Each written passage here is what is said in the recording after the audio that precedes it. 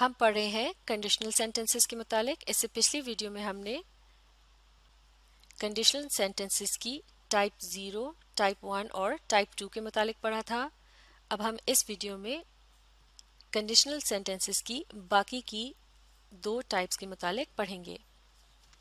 تو اب باری ہے ٹائپ 3 کنڈیشنل کی. اس کا یوزیج کیا ہوتا ہے؟ معاف کیجیے گا, an unreal past condition and its probable result in the past.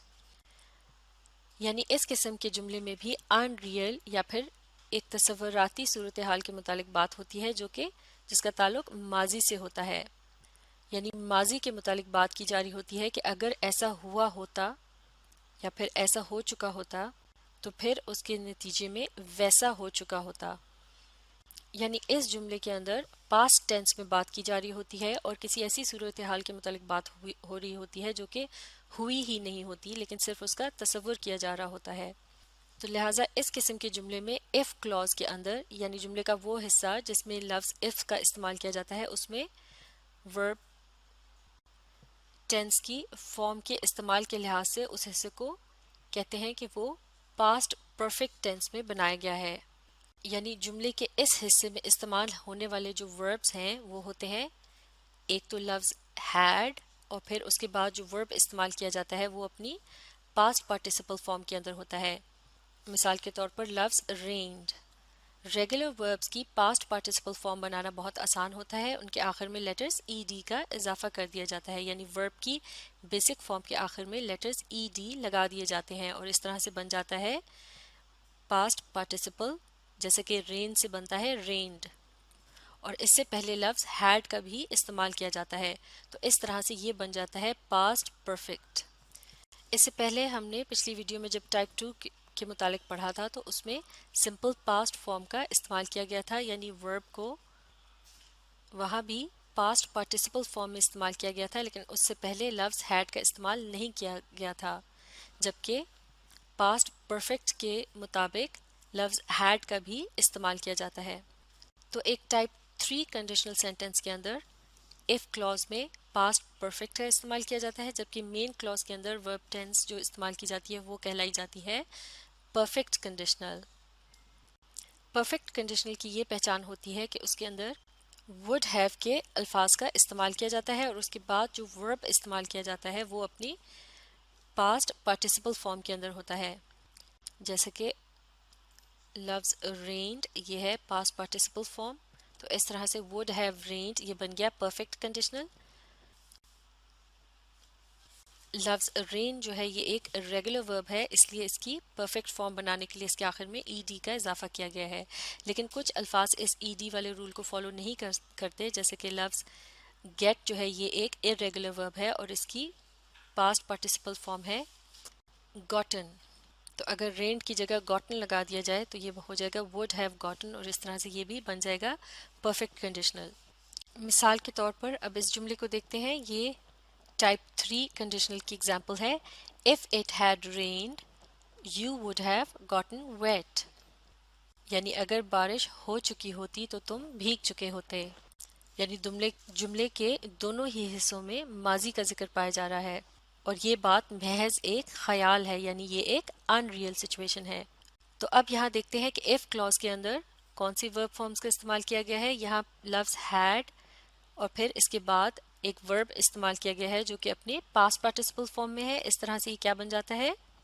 یہ بن جاتا ہے past perfect. جبکہ اس جملے کے مین clause کے اندر استعمال کیا گیا ہے پرفیکٹ کنڈیشنل کا, یعنی would have کے الفاظ کے ساتھ اس کے بعد جو verb استعمال کیا گیا ہے یہ اپنی پاسٹ پارٹیسپل فارم میں ہے. تو اس طرح سے اب ہم کہہ سکتے ہیں کہ جب جملے کے if clause کے اندر پاسٹ پرفیکٹ کا استعمال کیا جائے اور اس کے مین clause کے اندر پرفیکٹ کنڈیشنل کا استعمال پایا جاتا ہو تو اس طرح سے یہ جملہ بن جاتا ہے ٹائپ 3 کنڈیشنل سینٹنس. اب دیکھتے ہیں کنڈیشنل سینٹنسز کی آخری قسم, یہ کہلائی جاتی ہے مکسڈ ٹائپ. اور اس کا یوزیج کیا ہے, یعنی اسے کب استعمال کیا جاتا ہے؟ an unreal past condition and its probable result in the present. یعنی اس قسم کے جملے میں ماضی کی کسی unreal یا تصوراتی صورتحال کے متعلق بات کر کے یہ کہا جاتا ہے کہ اگر ایسا ہوا ہوتا یا ہو چکا ہوتا اور پھر اس کے نتیجے کے طور پر جو بات کی جاتی ہے اس کا تعلق حال سے ہوتا ہے، تو اس کے نتیجے میں اب اس طرح ہو رہا ہوتا یا اس طرح ہوتا. یعنی اس قسم کے جملے میں آدھا حصہ جو ہے اس کا تعلق پاسٹ ٹینس سے ہے، جبکہ باقی کے حصے کا تعلق پریزنٹ ٹینس سے ہوتا ہے.